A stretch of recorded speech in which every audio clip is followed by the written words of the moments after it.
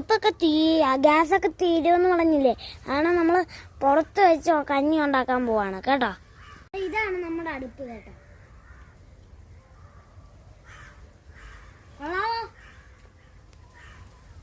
നമ്മുടെ കല്ലടുപ്പല്ലേ? ഇങ്ങനെ നിങ്ങൾക്കും പാചകം ചെയ്യേണ്ടി വരും. ഗ്യാസൊക്കെ തീർന്നു പോവാ. അതുകാരണം ഇതൊക്കെ പഠിച്ചോണം കേട്ടോ. ഇത് പഠിക്കാൻ വേണ്ടിയാണ് ഞാൻ ഇങ്ങനെ ഇടുന്നത്.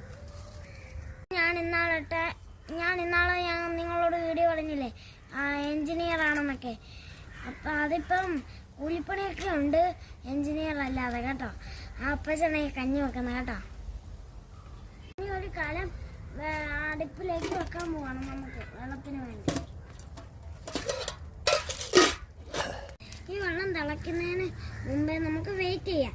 തിളച്ച് കഴിഞ്ഞ് നമ്മൾ തന്നെ എടുക്കുമെന്ന് വെച്ചാൽ ചോറെടുത്തിരും, അരി എടുത്തിടും ചോറ് കിട്ടാൻ വേണ്ടിയിട്ട് കേട്ടോ. അരി കൊണ്ടുവന്നിട്ടുണ്ട്. ഈ അരി കഴുകി വെള്ളം തിളച്ച് കഴിഞ്ഞ് ഞങ്ങൾ ഇതിലോട്ടിടും കേട്ടോ. ഫ്രണ്ട്സ്, നമ്മൾ ഇതിനകത്ത് കഴുകി അരി ഇട്ടിട്ടുണ്ട്. അങ്ങനെ കുറച്ച് നേരം വേഗം സമയം എടുക്കും. ഇനി വേഗമായതാ ഇച്ചിരി കൂടെ വേഗം. നമ്മുടെ കഞ്ഞി വെക്കുന്നതാണ്. രണ്ടുപേര് വരുന്നുണ്ട്. അവരുടെ പേരാണ് ജിത്തു ആൻഡ്രിയ ചേച്ചി കേട്ടോ. ഹലോ ഫ്രണ്ട്സ്, നമ്മൾ ആ കഞ്ഞി വെന്തിട്ടുണ്ട്. നമ്മൾ ആ കഞ്ഞി വാർത്ത് വെച്ചിട്ടുണ്ട്. ഇനിയിപ്പം നിങ്ങൾ ഇതുപോലെ പുറത്തൊക്കെ ഇങ്ങനെ ഉണ്ടാക്കും അടുപ്പേൽ വെച്ച്.